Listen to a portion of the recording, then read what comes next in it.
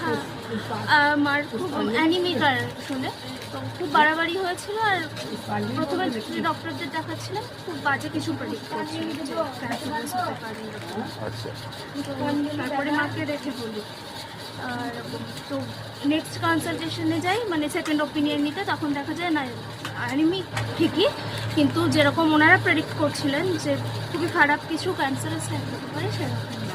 আপনি কি মাকে মোবাইল দেখে করে মানসিক করেছিল? হ্যাঁ, কারণ আমি চেন্নাইতে আমরা থাকি, আপনারা চট চেন্নাই করে থেকে? আসা দরকার নেই। এখন এসেছি তো অনেক, আগের বারে আসার চেষ্টা করেছিলাম, আসতে পারলাম না।